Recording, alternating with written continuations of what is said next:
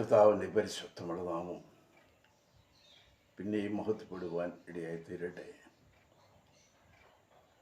ഒരു പുതിയ പ്രഭാതം കൂടെ കാണുവാൻ ദൈവം നമുക്ക് ആയുസ്സ് തന്നു. കർത്താവിൻ്റെ ഓരോ താമസിപ്പിച്ചു. മരണദൂതനെ എത്തിപ്പിടിക്കാതെ കൊണ്ട് നമുക്ക് വിടുതൽ നൽകി.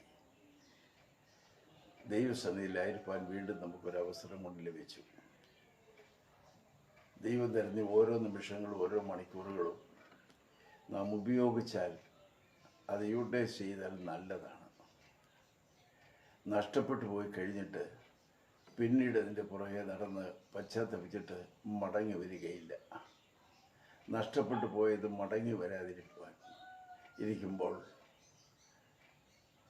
ലഭിക്കാനുള്ളത് ഏറ്റുവാങ്ങാനുള്ള ഒരു വലിയ തീഷ്ണതയും ആത്മാർത്ഥതയും സകലർക്കും ഉണ്ടായിരിക്കുന്നത് നന്നായിരിക്കുമല്ലോ.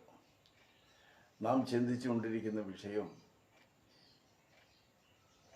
നിങ്ങളറിയാത്ത ഒരുവൻ നിങ്ങളുടെ ഇടയിൽ നിൽക്കുന്നു എന്നാണ്. പലപ്പോഴും അതിനെക്കുറിച്ച് ആഴമായിട്ട് ചിന്തിക്കാൻ എനിക്ക് തോന്നിയിട്ടുണ്ട്. നിങ്ങളറിയാത്ത ഒരുവൻ നിങ്ങളുടെ ഇടയിൽ നിൽപ്പുണ്ട്, പക്ഷേ അവനെ ആരും തിരിച്ചറിയുന്നില്ല. അവൻ്റെ ശബ്ദം തിരിച്ചറിയുന്നില്ല, അവൻ്റെ രൂപം തിരിച്ചറിയുന്നില്ല, അവൻ്റെ പ്രവർത്തനങ്ങൾ തിരിച്ചറിയുന്നില്ല. അവൻ ഏതിലെല്ലാം മതിയായവനാണ്, അവൻ എന്താണ് എന്നുള്ളതിനെക്കുറിച്ച് ആർക്കും തിരിച്ചറിവില്ല. ആ തിരിച്ചറിവില്ലാത്തവരാണ് ദൈവസന്നിധിയിൽ ചോദിക്കണം, കർത്താവേ നിന്നെ എനിക്കൊന്ന് വെളിപ്പെടുത്തി തരണമേ. പഴയ നിയമത്തിൻ്റെ ഏറ്റവും വലിയ പ്രവാചകനായിരുന്ന ഏറ്റവും വലിയ ദൈവപുരുഷനായിരിക്കുന്ന മോശ 40 വർഷം ദൈവത്തോടു കൂടെ ദൈവത്തിൻ്റെ ആലോചന കേട്ട് നടന്നു എങ്കിലും അവന് മറഞ്ഞിരുന്ന ഒരു കാര്യമുണ്ട്. യഹോവയുടെ തേജസ് അവനെ കാണണമായിരുന്നു. അതവൻ ദൈവത്തോട് ചോദിച്ചു, എനിക്ക് ഇതിൻ്റെ തേജസ് കാണാൻ ഭാഗ്യം തരണം. കർത്താവിന് സാധ്യമാക്കി കൊടുത്തു എന്നുള്ളതാണ് പരമസത്യം. കാരണം അവിടെയും അവൻ വിട്ടുവീഴ്ച നടത്തി. അവൻ ഒരു കാര്യം പറഞ്ഞു, നിൻ്റെ ആഗ്രഹം സാധ്യമാക്കാം, പക്ഷേ ഒരു വലിയ കടമ്പ കിടക്കണം. എന്താണെന്നറിയോ, എന്നെ കാണുന്നവൻ ആരും ജീവനോടെ ഇരിക്കുകയില്ല. നീ എന്നെ കാണുന്നതിന് കുഴപ്പമില്ല, പക്ഷേ കണ്ടാൽ ഉടനെ നീ മരിക്കും. അതാണ് പ്രമാണം. എന്നാൽ ദൈവം തമ്പുരാൻ ഒരു വിശുദ്ധന് വേണ്ടി തന്നോട് കൂടെ നടന്ന് തൻ്റെ ഹിതം മാത്രം നിവർത്തിക്കുന്ന, തൻ്റെ ആലോചനയ്ക്ക് ശുശ്രൂഷിക്കുന്ന, ദൈവത്തോട് പൂർണ്ണാനുസരണം കാണിക്കുന്ന ആ ദൈവമനുഷ്യൻ്റെ ആഗ്രഹത്തെ ദൈവം സാധ്യമാക്കി കൊടുക്കുവാൻ ആമൻ നിയമത്തിന് പോലും പ്രമാണത്തിന് പോലും അവൻ മാറ്റം വരുത്തിക്കൊണ്ടേയിരുന്നു. അവൻ പറഞ്ഞാണ്ട്, ആ കാണുന്ന പാറയുടെ മറവിൽ നീ പോയി നിന്നോ, ഞാനതിലേക്ക് കടന്നു പോകുമ്പോൾ നിൻ്റെ മുഖം ഞാൻ കൈകൊണ്ട് മറയ്ക്കും, പിന്നത്തേതിൽ ഞാൻ കടന്നു പോകുമ്പോൾ ഞാൻ കൈ പിൻവലിക്കും, അപ്പോൾ നിനക്ക് എൻ്റെ തേജസ് കാണാം. ലോക ചരിത്രത്തിൽ ആർക്കും കൊടുക്കാത്ത ഒരു വലിയ വാതിലാണ് അവൻ തുറന്നു കൊടുത്തത്. ഇവനാര് നാം ചിന്തിച്ചുകൊണ്ടിരുന്ന എല്ലാ വിഷയങ്ങളും നമ്മുടെ മനസ്സിലുണ്ട്. കാനാവിലത്തെ കല്യാണത്തിൽ അവരുടെ കണ്ണുനീര് തുടച്ച് അവരുടെ അപമാനഭാരം മാറ്റിയെടുത്ത് അവരെ മാന്യതയുള്ളതാക്കി ആ കുടുംബത്തെ നിർത്തുവാൻ പര്യാപ്തനായവൻ ആ കുടുംബനാഥൻ അറിയില്ലാത്തവനാണ്. അവൻ ആരാണെന്ന് അറിയില്ല, പക്ഷേ വീട്ടിൻ്റെ പ്രശ്നം പരിഹരിച്ചു കഴിഞ്ഞു. അതുമാത്രമല്ല, എൻ്റെ സകല ഭാരവും എൻ്റെ മേലിട്ടുകൊള്ളുക എന്ന് പറഞ്ഞവൻ അവനാണ് പീലാത്തോസിൻ്റെ മുമ്പിൽ നിൽക്കുന്ന ആ മനുഷ്യൻ ഇതാ എന്ന് ചൂണ്ടിക്കാണിച്ചു. സകല ഭാരങ്ങളും ഏറ്റെടുക്കുന്ന ഒരു മനുഷ്യൻ ഭൂമിയിൽ ഉണ്ടായിട്ടുണ്ടെങ്കിൽ അത് യേശു കർത്താവ് മാത്രമേ ഉള്ളൂ. മറ്റുള്ളവരാരും തന്നെ ഒരു മതാധ്യക്ഷന്മാരോ ദേവന്മാരോ ദേവിമാരോ പുണ്യവാളന്മാരോ ആരും ഒരുത്തരുടെയും ഉത്തരവാദിത്തം ഏറ്റെടുത്തിട്ടില്ല. ഉത്തരവാദിത്തം ഏറ്റെടുത്തവൻ മാത്രമാണ് അവൻ പറയുന്നു, സകല ഭാരവും എൻ്റെ മേലിട്ടുകൊള്ളുക എന്നവൻ കൽപ്പിക്കുന്നവൻ. അവൻ ആരാണ്? നിങ്ങൾക്കടെ നാട് മുഴുവൻ കീഴടക്കി കിടിലം കൊള്ളിച്ചുകൊണ്ട് സകല ഉന്നതന്മാരെയും പോലീസ് ഡിപ്പാർട്ട്മെൻറ്റിനെയും പട്ടാളക്കാരെയും നാട്ടുകാരെയും കരാട്ടെ പഠിച്ചവരെയും സകലരെയും കിടിലം കൊള്ളിച്ചുകൊണ്ട് ഉറപ്പിച്ചുകൊണ്ടിരുന്ന മനുഷ്യനെ കീഴടക്കി അവൻ്റെ ദുർബോധത്തെ ആട്ടിപ്പായിച്ച് നശിപ്പിച്ച് കളയുവാൻ, അവനെ ആട്ടിക്കളയുവാൻ കഴിഞ്ഞവൻ ആര്? അവൻ നിങ്ങളുടെ ഇടയിൽ നിൽപ്പുണ്ട്. അവനെ അറിയുന്നില്ല. അവൻ എന്തെല്ലാം കഴിവുണ്ട്, അവൻ ആരാണ്, അവൻ ഇവിടുന്ന് വന്നു, അവൻ എന്തായി തീരുന്നു എന്നൊന്നും നമുക്ക് അറിഞ്ഞുകൂടാ. പക്ഷെ അവനെ ഒന്ന് പരിചയപ്പെടുത്തുവാൻ അല്പാൽപമായിട്ട് ദൈവത്തിൻ്റെ ആത്മാവ് തരുന്ന ആ ആലോചനകൾ നമ്മൾ ഏറ്റെടുത്തുകൊടുക്കുക. നിൻ്റെ സകല ഭാരങ്ങളും സകല പ്രശ്നങ്ങളും ഏറ്റെടുക്കുവാൻ മതിയായവനാണ് എന്ന് കാണുന്നു. അതുപോലെ നാം വായിച്ചു ഒന്ന് സദൃശവാക്യത്തിൽ ഒന്നുകൂടെ ഓർമ്മപ്പെടുത്തുകയാണ്. സദൃശവാക്യത്തിൽ നമ്മൾ വായിച്ചു, ദൈവം പണ്ട് തൻ്റെ സൃഷ്ടിയുടെ ആരംഭമായിട്ട് എന്നെ ഉളവാക്കി എന്ന് അവൻ പറയുന്നു. സകല സൃഷ്ടികളും ആകാശവും ഭൂമിയും നക്ഷത്രങ്ങളും സൂര്യനെയും ചന്ദ്രനെയും എല്ലാം സൃഷ്ടിക്കുന്നതിന് മുമ്പ് അവൻ എന്നെ ഉളവാക്കി. ഞാൻ ആദിയിൽ തന്നെ അവനോടുകൂടിയായിരുന്നു, ശില്പിയായിരുന്നു, അവന് പ്രമോദമായിരുന്നു. അങ്ങനെ ഇരിക്കുന്നതായ ദൈവത്തിൻ്റെ പുത്രൻ നമ്മുടെ നടുവിൽ നിൽക്കുമ്പോൾ അവനെ അറിയുന്നില്ല എന്ന് പറഞ്ഞാൽ ഇത്ര ഭയാനകമായ അവസ്ഥയാണ്. അവൻ നമ്മുടെ നടുവിലുണ്ട്, നിന്റെ നടുവിലുണ്ട്, നിങ്ങളുടെ ഇടയിൽ നിൽപ്പുണ്ട്. അവനൊന്ന് തിരിച്ചറിഞ്ഞാൽ മതി. Price the Lord. അതൊരു വലിയ കാര്യമാണ്. ന്യായം ഇനി അവൻ വരാൻ പോകുന്നത്. അവൻ ആരാണെന്നും കൂടെ യോഹന്നാൻ്റെ സുവിശേഷം 5-ാം അധ്യായത്തിൽ 22-ാം വാക്യത്തിൽ എഴുതി വച്ചിരിക്കുന്നു. അവൻ സകലരെയും ന്യായം വിധിക്കുന്നു. ന്യായം വിധിക്കുന്നവൻ യഹോവയായ പിതാവല്ല, തൻ്റെ പുത്രനാണ് എന്ന് 12-ാം അധ്യായത്തിലും എഴുതപ്പെട്ടിരിക്കുന്നു. 48-ാം വാക്യത്തിൽ എഴുതിയിരിക്കുന്നു. ദൈവം ആരെയും ന്യായം വിധിക്കുന്നില്ല. ന്യായം വിധിക്കുവാൻ കർത്താവിനെ ഏൽപ്പിച്ചിരിക്കുകയാണ്. നിങ്ങളുടെ ഇടയിൽ നിൽക്കുന്നവൻ ആരാണ് എന്ന് തിരിച്ചറിയാം. പീലാത്തോസിൻ്റെ മുമ്പിൽ ആ ധൂമ്രവസ്ത്രം ധരിച്ചുകൊണ്ട് തലയിൽ മുൾക്കിരീടവും വെച്ചുകൊണ്ട് നിൽക്കുന്ന പ്രാകൃതനായി നിൽക്കുന്ന മനുഷ്യനെ നോക്കിക്കോ. അവൻ ആരാണ്? ഇന്ന് നിസ്സാരനാണ്, കണ്ടവനെല്ലാം തല്ലുകൊള്ളുന്നവനാണ്, തുപ്പലേൽക്കുന്നവനാണ്, ഇവിടെ ശാസനയും എല്ലാം ഏറ്റുവാങ്ങുന്നവനാണ്. പക്ഷെ അവന് മറുവശം നോക്കണം, അവനാണ് നിന്നെ ന്യായം വിധിക്കാൻ പോകുന്നത്. നീ തല്ലിയവനാണ് നിന്നെ ന്യായം വിധിക്കാൻ പോകുന്നത്. നീ മുഖത്ത് തുപ്പിയവനാണ് നിനക്ക് ന്യായം വിധിക്കാൻ പോകുന്നത്. ആ മനുഷ്യൻ ഇതാ. ഞാൻ ഇന്ന് ദേശത്തെ വീണ്ടും പരിചയപ്പെടുത്തുകയാണ്. അവനോടാണ് നമുക്ക് കൂട്ടായ്മ, അവനോടാണ് നമുക്ക് ബന്ധം. വെളിപ്പാട് പുസ്തകം 5-ാം അധ്യായം വായിക്കുമ്പോൾ നമ്മൾ കാണുന്നത്, 1-ാം വാക്യം തൊട്ട് നിങ്ങൾ വായിക്കുമ്പോൾ കാണാം, 7 മുദ്രയിട്ട ഒരു പുസ്തകത്തെ കാണാം. ആ പുസ്തകം തുറപ്പാനും അതിലുള്ളതായ വസ്തുതകൾ വെളിപ്പെടുത്തുവാൻ ആരുണ്ട്? നോബഡി, ഒരുത്തരുമില്ല. അങ്ങനെ വിലപിച്ചുകൊണ്ട് ദുഃഖിച്ചുകൊണ്ടിരിക്കുമ്പോൾ പറയുന്നത്, പുസ്തകം തുറപ്പാനും അതിൻ്റെ മുദ്ര പൊട്ടിപ്പാനും ഒരുവനുണ്ട്, ഒരു കുഞ്ഞാട് നിൽപ്പുണ്ട്, ഒരു കുഞ്ഞാട്. ആ കുഞ്ഞാടിനെയായി യോഹന്നാൻ പഠിപ്പിച്ചത് ലോകത്തിൻ്റെ പാപത്തെ ചുമന്നൊഴിക്കുന്ന ദൈവത്തിൻ്റെ കുഞ്ഞാട്. ലോകത്തിൻ്റെ പാപത്തെ ചുമന്നൊഴിക്കുന്ന ദൈവത്തിൻ്റെ കുഞ്ഞാട്. ആ കുഞ്ഞാട് ഇവിടെ അറക്കപ്പെട്ടവനായി നിൽക്കുന്നു. നമുക്ക് വേണ്ടി കുലമരത്തിൽ കാൽവറിയിൽ വെച്ച് അറക്കപ്പെട്ട ദൈവത്തിൻ്റെ കുഞ്ഞാട്.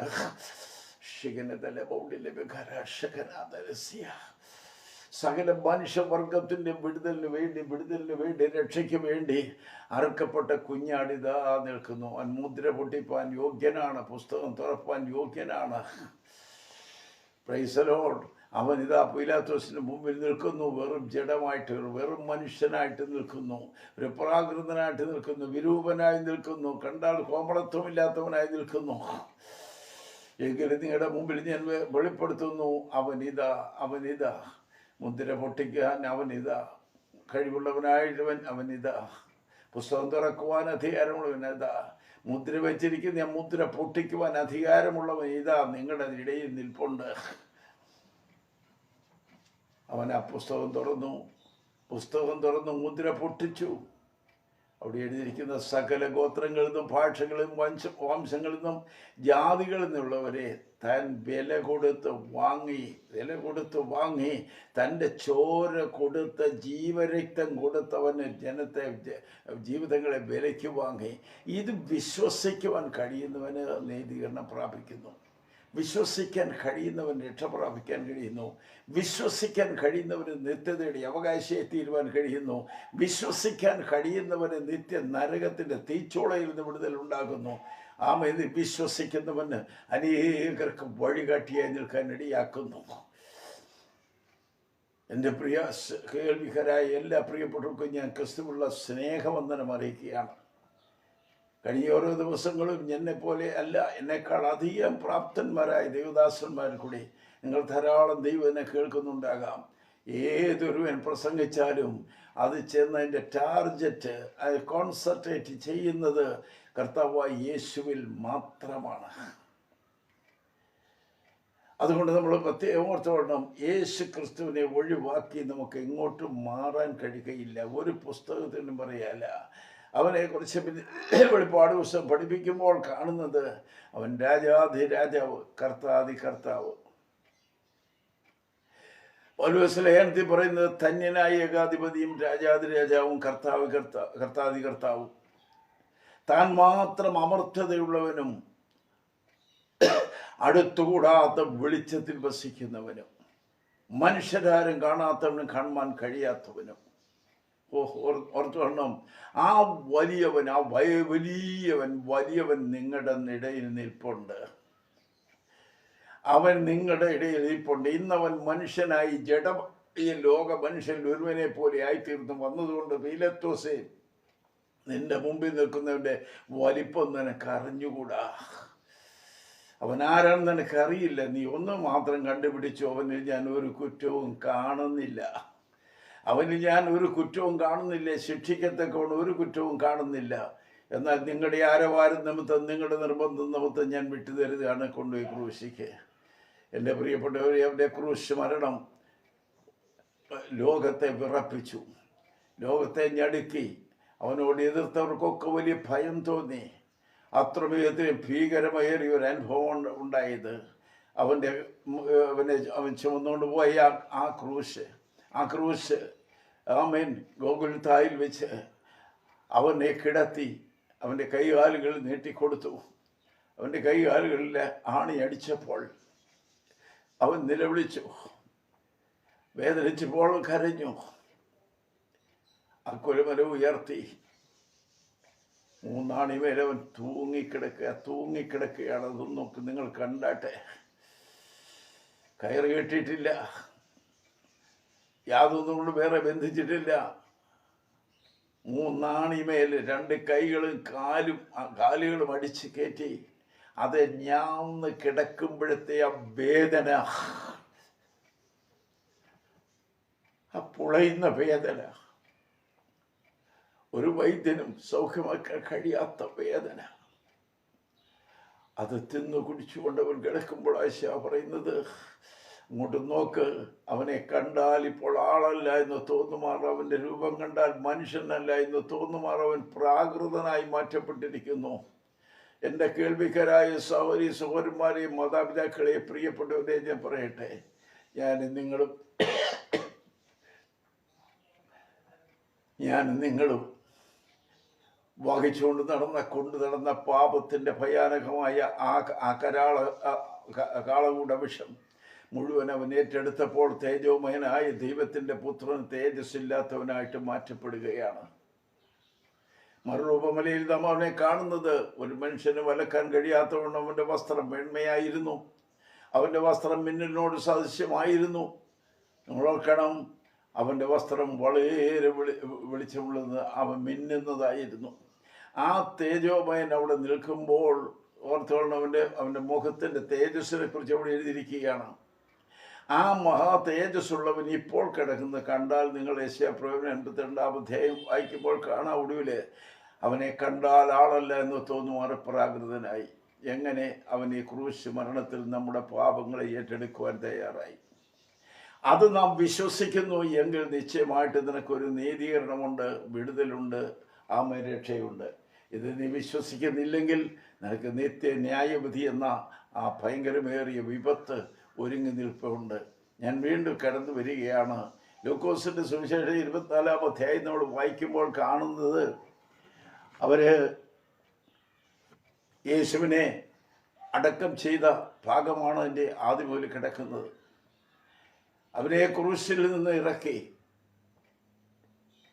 അരിമത്യക്കാരനായ യോസേഫ് പീലാത്തോസിനോട് അനുവാദം വാങ്ങിച്ചു. ആരെയും ഒരു നാളും അടക്കിയിട്ടില്ലാത്ത പുതിയ കല്ലറയിൽ അവനെ അടക്കം ചെയ്തു. പടയാളികൾ ഓടിച്ചെന്ന്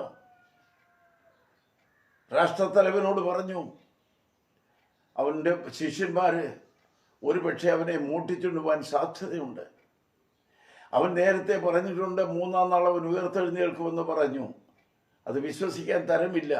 ഒരുപക്ഷെ അവൻ്റെ ശിഷ്യന്മാർ മോട്ടിച്ചുകൊണ്ട് പോയിട്ട് അവൻ ഉയർത്തെഴുന്നേറ്റു എന്ന് പറയാൻ സാധ്യതയുണ്ട്. അതുകൊണ്ട് റോമ കൈസറെ, നീ അതിന് പ്രത്യേകം കാവൽ പട്ടാളത്തെ നിർത്തണം. നോക്കണം, ഒരു ദ്രോഹവും ചെയ്യാത്ത, ഒരു ദോഷം ചെയ്യാത്തവനെ ആ പ്രിയപ്പെട്ടവൻ കൊണ്ടുവന്ന് യോസേപ്പ് കൊണ്ട് അടക്കം ചെയ്തെടുത്ത് പട്ടാളക്കാരെ കാവല് നിർത്തി വലിയ കല്ല് ഉരുട്ടി അതിൻ്റെ വാതിക്കൽ വെച്ചിരിക്കുന്നു. റോമൻ കൈസറുടെ മുദ്ര അതിന് മേലുണ്ട്. ആ പാറയുടെ പുറത്ത് ആരും ഉരുട്ടിക്കൊണ്ട് കളയാതിരിക്കാൻ വേണ്ടി ശിഷ്യന്മാരോ അല്ലെങ്കിൽ അവരുടെ അനുയായികളോ വന്ന് ഇത് ഉരുട്ടിക്കളയാതിരിക്കാൻ വേണ്ടി പട്ടാളങ്ങൾ കാവൽ നിൽക്കുന്ന പാറപ്പുറത്ത് കയറിയിരിപ്പുണ്ട്. പക്ഷേ ഒരു സംഭവം ഓർത്തോളണം, ഇതെല്ലാം ദൂരത്തു നിന്ന് കണ്ടുകൊണ്ടിരുന്നതായ അവൻ്റെ അമ്മ പത്തലക്കാരത്തി മറിയ, ചില മറിയാമ്മമാര്, യോഹന്ന, കേഫാൻ്റെ ഭാര്യ മറിയ, എല്ലാം കൂടിയുണ്ട്. എന്നാൽ പലരും നോക്കി കണ്ടിട്ട് അത് ദുഃഖത്തോടുകൂടെ അവർ വാങ്ങിപ്പോയി, വളരെ വേദനയോടെ വാങ്ങിപ്പോയി. അവൻ ക്രൂശിൽ അവൻ്റെ പ്രാണനെ അലറിക്കൊണ്ട്, പിതാവേ, എൻ്റെ പ്രാണനെ നിന്റെ കയ്യിൽ ഏൽപ്പിക്കുന്നു എന്ന് പറഞ്ഞുകൊണ്ട് തൻ്റെ പിതാവിൻ്റെ കരങ്ങളിലേക്ക് പുത്രൻ തൻ്റെ പ്രാണനെ ഏൽപ്പിച്ചു കൊടുത്തപ്പോൾ മന്ദിരത്തിൻ്റെ തിരശ്ശീല വീട് തൊട്ടടിയോളം ചിന്തിപ്പോയി എന്ന് നാം വായിക്കുന്നു.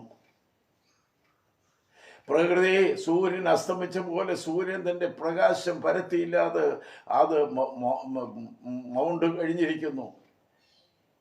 പ്രകാശം മങ്ങിപ്പോയിരിക്കുന്നു. പാറകൾ പൊട്ടിത്തകരുന്നതായ ശബ്ദം ഒരു കേട്ടു. അപ്പോഴാണ് ഇവൻ ആരാണ് എന്നുള്ള ചിന്താഗതി വന്നിരിക്കുന്നത്. ചില സംഭവങ്ങൾ വരുമ്പോഴാണ് ചിലർക്ക് സുബോധം വരുന്നത്. ചിലർക്ക് എന്തെല്ലാം സംഭവിച്ചാലും സുബോധം വരികയില്ല. ഇവൻ ആരാണ്, ആശാരിയുടെ മകനാണെന്ന് പറഞ്ഞവരൊക്കെ ഇവിടെ ഉണ്ട്. തച്ചൻ്റെ മകനാണെന്ന് പറഞ്ഞുകൊണ്ട് അവനെ അപലപിച്ചവരിവിടെ ഉണ്ട്. പക്ഷേ ഇവൻ്റെ മരണത്തിൻ്റെ സംഭവത്തിൽ കണ്ടവർക്ക് അവരുടെ വാർത്തകളെല്ലാം വെറും നിശ്ചലമായി തീർന്നിരിക്കുന്നു. അവരുടെ ചിന്താഗതികളും അവരുടെ പ്രസംഗങ്ങളും അവരുടെ പരിപാടികളും ഒക്കെ വൃഥാവായി പോയി കഴിഞ്ഞിരിക്കുന്നു. അവൻ വലിയവനാണ്, രാജാധിരാജാവാണ്, സകലത്തിൻ്റെയും അധികാരിയാണ്, സകലത്തെയും സൃഷ്ടിച്ചവനാണ്. അവനാണ് മനുഷ്യരൂപത്തിൽ വന്ന് നമുക്ക് വേണ്ടി നമുക്ക് വേണ്ടി ക്രൂശ് മരണം ഏറ്റുവാങ്ങിയവൻ. അവൻ്റെ മരണത്തിങ്കൽ ലോകം വിറച്ചു. സകല ജനങ്ങളും ഭയപ്പെട്ടു. എന്ത് ചെയ്യണമെന്നറിയാതെ ഒരു പകച്ചുകൊണ്ട് വളരെ ആളുകളും ഇത് കാണാൻ വന്നിരുന്ന വലിയ പുരുഷാരമുണ്ട്. അവരെല്ലാം ഇത് കണ്ട് കിടുകിട വിറച്ചുകൊണ്ട്, എന്താണ് ഇവൻ വലിയവനാണ്, ഇവൻ ദൈവത്തിൻ്റെ പുത്രനാണ്, ഇവനാണ് രക്ഷിതാവാണെന്ന് ഒക്കെ പറഞ്ഞ് അവരങ്ങനെ സ്ഥലം വിടുമ്പോൾ വിടാതെ നോക്കുന്ന അമ്മച്ചിമാരെ നമ്മൾ ഓർത്തുകൊള്ളണം. അവർ ശ്രദ്ധിച്ചുകൊണ്ടേ നിന്നു. അവൻ്റെ കല്ലറയുടെ വാതിൽ കല്ലുരുട്ടി വെച്ച് കഴിഞ്ഞപ്പോൾ അവിടെ നിന്നിട്ട് കാര്യമില്ല, അവർ മടങ്ങിപ്പോയി. അവർ വീട്ടിൽ ചെന്നിട്ട് ഇതിനെക്കുറിച്ച് പറഞ്ഞ് വിമർശനങ്ങൾ, പരീശന്മാരെ പീലാത്തോസിനെ വിമർശിച്ചുകൊണ്ടിരിക്കുകയല്ല, മറ്റുള്ളവരെ കുറ്റം പറഞ്ഞുകൊണ്ടിരിക്കുകയല്ല, പരദൂഷണം പറഞ്ഞുകൊണ്ടിരിക്കുകയല്ല. അവർ ചെന്നിട്ട് അവരോട് പറഞ്ഞ വാഗ്ദത്തം നടക്കുമെന്നുള്ള വിശ്വാസത്തിൻ്റെ അടിസ്ഥാനത്തിൽ അവർ അവിടെ സുഗന്ധവർഗങ്ങൾ ഒരുക്കിക്കൊണ്ടിരുന്നു എന്ന് നാം വായിക്കുന്നു. അങ്ങനെ സുഗന്ധങ്ങൾ ഉണ്ടാക്കിക്കൊണ്ട് എന്തിനാ കല്ലറയിലേക്ക് അവർക്ക് പോകണം, അവരെങ്ങനെ തിടുക്കപ്പെടുകയാണ്. 3-ാം നാൾ ഉയർത്തെഴുന്നേൽക്കുമെന്ന് പറഞ്ഞവനെ ആ തിടുക്കത്തോടു കൂടി അവർ 3-ാം നാൾ ആര് കല്ലുരുട്ടിയൊന്ന് മാറ്റും. ആ കല്ലിനകത്ത് അവൻ കിടക്കുകയാണ്. അവൻ എന്ന് കാണണമെങ്കിൽ ഈ കല്ല് ആരുരുട്ടി മാറ്റുമെന്ന് ചിന്തിച്ചുകൊണ്ട് നിറകണ്ണുകളോടുകൂടി, പതറുന്ന മനസ്സാക്ഷിയോടുകൂടി, ഇടറുന്ന കാഴ്ചയോടുകൂടി അവരത് രാവിലെ വെളിച്ചം വരുന്നതിന് മുമ്പ് പ്രഭാതത്തിൽ തന്നെ കല്ലറുടെ അടുക്കിലേക്ക് പോകുന്ന കാഴ്ച ഞാൻ പലപ്പോഴും ഒക്കെ ഇങ്ങനെയുള്ള കാര്യങ്ങൾ ചിന്തിക്കാറുണ്ട്. ഒരു ഫിലിമിൽ കാണുന്ന പോലെ ഇരുന്ന് കാണും മനസ്സുകൊണ്ട്. അവരവിടെ ചേർന്ന് ആരുരുട്ടി മാറ്റും. എൻ്റെ പ്രിയപ്പെട്ടവരെ, അവർ ചെല്ലുമ്പോൾ പട്ടാളം കാവലിൽ നിന്ന ഇടത്ത് ഗവൺമെൻറ് മുദ്ര വെച്ച വാതില് അതിന്മേൽ കാവലായിട്ടിരിക്കുന്നതായ ശമ്പളം മേടിച്ചുകൊണ്ട്, പുതിയ ശമ്പളം മേടിച്ചുകൊണ്ട് കാവൽ നിർത്തിയിരിക്കുന്ന പാറപ്പുറത്തിരിക്കുന്ന ഉദ്യോഗസ്ഥന്മാർ, പടയാളികൾ, ഇവരെല്ലാം അവിടെ ഉണ്ടെങ്കിലും അവരെയെല്ലാം തട്ടി നീക്കിയിട്ട് ആ കല്ല് ഉരുട്ടി മാറ്റി വെച്ചിരിക്കുന്നു. ഞാനതിനകത്ത് ദേവദാസന്മാരും ഒക്കെ ശുശ്രൂഷിക്കുമ്പോൾ പറയുന്നൊരു കാര്യമുണ്ട്. അത് നിങ്ങളോട് വീണ്ടും ആവർത്തിച്ച് പറയുന്നു. മാത്രം വിചാരിക്കുക, നിനക്ക് പ്രയാസമുള്ളത്, നിനക്ക് ആഗ്രഹമുള്ള ദൈവികമായ നീതി വെളിപ്പെടുവാൻ തടസ്സമായിട്ട് നിൽക്കുന്ന ഏത് കല്ലും ഏത് പ്രതിസന്ധികളെയും ഉരുട്ടി മാറ്റുവാൻ കഴിയുന്ന ഒരുവൻ അതിൻ്റെ മീതെ ഉണ്ട്. ആമേൻ. സ്വർഗത്തിലെ ദൂതന്മാരാണ്. പലപ്പോഴും ജീവിതയാത്രയിൽ എനിക്ക് അനുഭവങ്ങളുണ്ട്. എന്ത് ചെയ്യണമെന്നറിയാതെ പകച്ചു നിൽക്കുന്ന സമയങ്ങളിൽ സ്വർഗത്തിലെ തമ്പുരാൻ അവയെല്ലാം പരിഹരിച്ചു തന്ന അനുഭവങ്ങളുടെ ഒരു ഘോഷയാത്ര തന്നെ എൻ്റെ മുമ്പിലുണ്ട്. ഞാൻ നിങ്ങളോട് പറയുന്നു, നീ ഭാരപ്പെടുന്ന വിഷയത്തിന് മേലെ എന്തെല്ലാം പ്രതിബന്ധങ്ങളുണ്ടെങ്കിലും ആമേൻ ഇത് മാറ്റി തരുവാൻ കഴിയുന്ന ഒരുവൻ നിന്റെ കർത്താവായിരിക്കട്ടെ. ഞാൻ മുന്നോട്ട് വരികയാണ്. ആ കല്ലറയുടെ വാതിക്കൽ ചെന്ന് കഴിഞ്ഞപ്പോൾ ഇവര് ഉരുട്ടിക്കളഞ്ഞിരിക്കുന്ന കല്ല് മാറിക്കിടക്കുന്ന കണ്ടപ്പോൾ ഈ സഹോദരിമാര് അകത്തേക്ക് കയറി നോക്കിയപ്പോൾ അവിടെ ഒന്നും കാണാനില്ല. ആ മൃതശരീരം അവിടെ ഇല്ല. യേശുവിൻ്റെ ശരീരം അവിടെ ഇല്ല. ആ ഭാഗമൊക്കെ വാസ്തവത്തിൽ ഞാൻ ചിന്തിക്കുമ്പോൾ എനിക്ക് വലിയ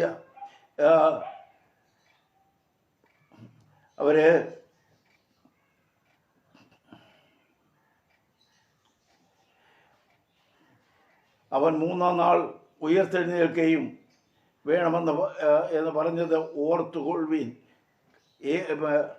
മനുഷ്യപുത്രനെ പാപികളായ മനുഷ്യരുടെ കയ്യിൽ ഏൽപ്പിച്ച് ക്രൂശിക്കുകയും അവൻ മൂന്നാം നാൾ ഉയർത്തെഴുന്നേൽക്കുകയും വേണമെന്ന് പറഞ്ഞത് ഓർത്തുകൊള്ളുവീൻ എന്ന് പറഞ്ഞു. അവർ അവൻ്റെ വാക്ക് ഓർത്തു കല്ലറ വിട്ട് മടങ്ങിപ്പോയി. 11 പേർ മുതലായ എല്ലാവരോടും ഇത് ഒക്കെയും അറിയിച്ചു. ഓർത്തോളണം, അമ്മച്ചിമാരെ ചെന്ന് കണ്ടപ്പോൾ അതിനകത്ത് ആളില്ല. അവരവിടുന്ന് പരതിയപ്പോൾ 2 പുരുഷന്മാർ 2 പേരടുത്ത് വന്നിട്ട് പറഞ്ഞു, നിങ്ങൾ തിരക്കുന്നത് ആരെയാണ്? ജീവനുള്ളവനെ മരിച്ചവരുടെ ഇടയിൽ നിങ്ങൾ അന്വേഷിക്കണമോ എന്നൊരു ചോദ്യം. ജീവനുള്ളവനെയും മരിച്ചവരുടെ ഇടയിൽ നിങ്ങൾ എന്തിനെ അന്വേഷിക്കുന്നത്? എന്ത്? നിങ്ങൾ ജീവനുള്ളവനെ മരിച്ചവരുടെ ഇടയിൽ അന്വേഷിക്കുന്നത് എന്ത്? അവൻ ഇവിടെ ഇല്ല, ഉയർത്തെഴുന്നേറ്റിരിക്കുന്നു. സ്തോത്രം. കാണാൻ ആകാംക്ഷയോടുകൂടി അത്യാർത്ഥിയോടെ അകത്ത് കയറി ചെന്നപ്പോൾ കിട്ടുന്ന മറുപടി കിട്ടുന്നത് അവൻ ഇവിടെ ഇല്ല,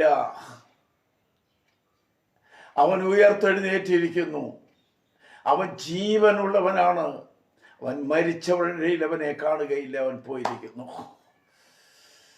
എന്തോ ഒരു വലിയ ശബ്ദമാണത്, എന്തോ ഒരു സംഭവമാണത്.